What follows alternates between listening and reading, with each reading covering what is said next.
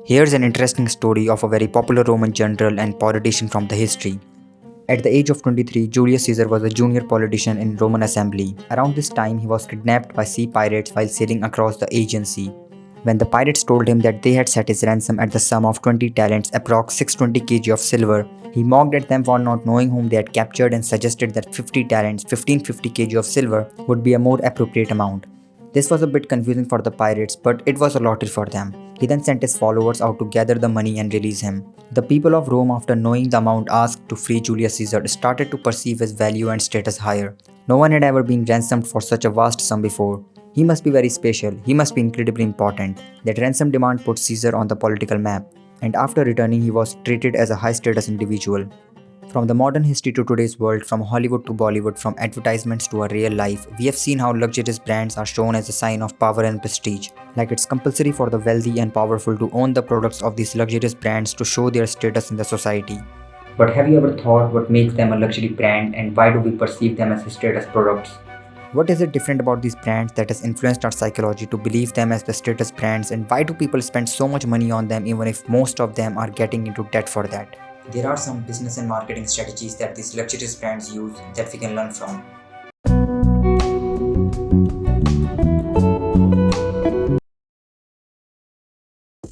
The story we read before of Julius Caesar is an example of Veblen Effect, which he created in that situation by making himself a Veblen brand, which is still prevalent in today's world. Today this applies to all the products of luxurious brands. The more the price of the product, the more perceived value of it will be in consumers' mind, which is opposite to the case of normal goods. For example, if there is a normal brand and they increase their price, then it will impact in a decreased demand.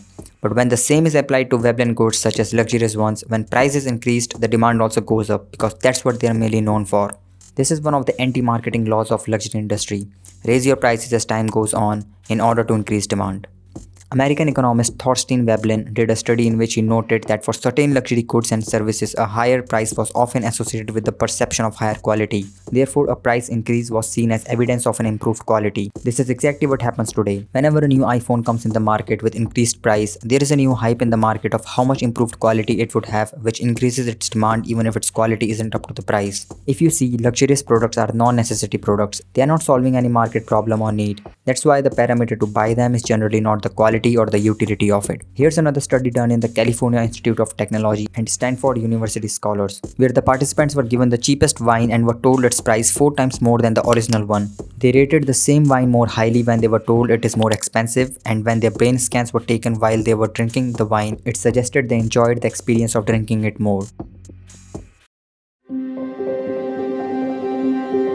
As we saw that luxury products are non-necessity products, they don't solve any problem or fulfill any need. So why do people buy them? The majority of the time, the purchase is often based on an emotional desire rather than a real need. It's because of the story the brand sells, so that it ignites a desire among the customers for the brand. That's where comes the concept of selling stories and branding. Let's see this advertisement. Forgive me, sir, for asking, but have you ridden with me before? I see lots of faces, but there's something distinct about you. Tell me if I'm talking too much, but I'm reminded of this story. It concerns a young chap, bright, smart, full of heart. His neighbour, an English tailor, sees something in him, wants to help out. Makes the kid a suit. Cuts it just so. Gets him the right shirt, right tie, gives the kid confidence. And I almost forgot, shoes. Taylor, he won't accept a dime. Not that the kid has anything to give. What he does have are some stock certificates. Shares in some business he's starting. Shares ain't worth not a nickel. But the tailor puts the shares away, forgets about them, but never forgets about the kid. Years later, the tailor finds the certificates. Now they're worth a fortune. The English tailor wants to find the kid and thank him, but the closest he gets are stories. Stories about this man, successful, generous, never in the spotlight. Makes things happen, then vanishes. I don't know his name or if he ever existed, but I'd like to believe he's real. My tailor wasn't English. He was Italian.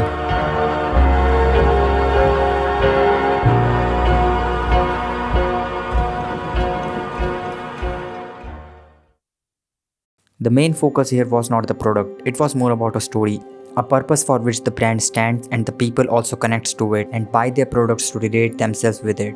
When you buy something which is beyond your needs, you buy it for the feeling, because there is some purpose for which you connect with that particular brand.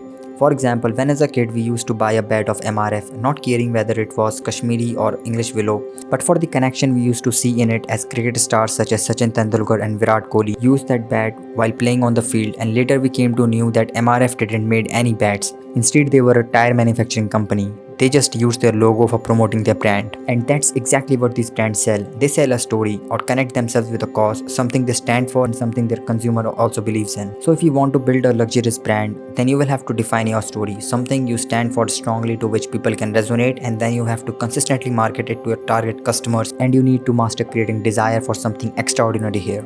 In his book, This is Marketing, Seth Godin wrote a way how tribes are formed.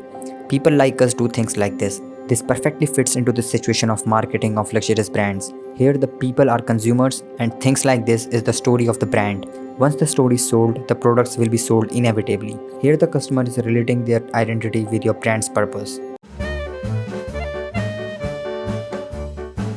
Have you ever seen luxurious brands selling their products in mass scale at once? You will never see that. Luxurious products always have controlled and limited distribution.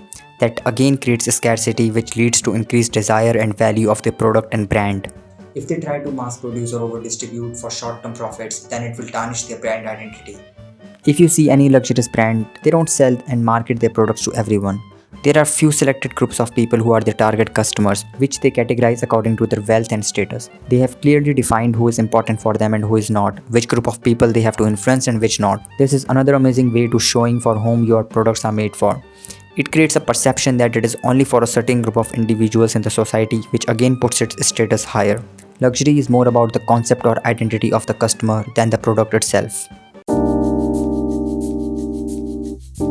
This article shows that in America, people got themselves into debt for buying the products. The majority of the consumers who buy luxury items are not in the financial position to buy them. The reason is they don't think rationally or in their best financial interest. Rationality is the quality of being based on or in accordance with reason or logic instead of the emotions.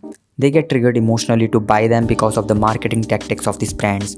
Every one of us are building our experiential CV, where we are trying to build as much as experiences as we can, and when we have the resources to get it, we go for it. By collecting memorable experiences, consumers obtain a sense of accomplishment and progress and enhance their self-worth. It is a form of validation that I have made it, I have become successful. Well, how much is that watch, man? I gotta ask, man. Oh, that one?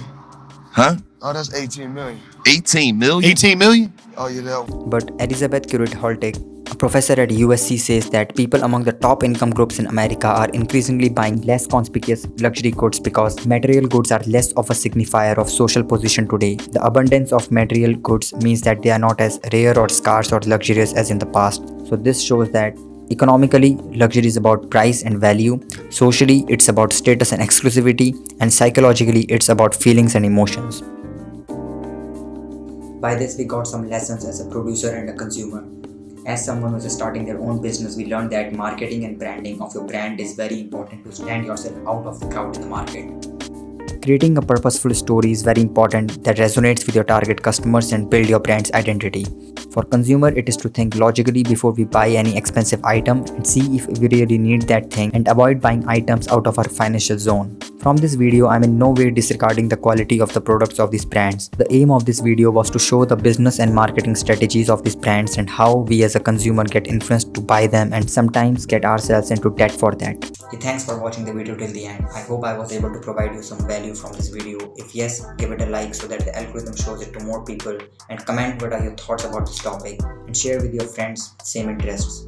To watch interesting videos on business stories from around the world in the same style of editing and writing, you can subscribe to this channel, and from now on a new video will be uploaded every week. See you next week. Bye.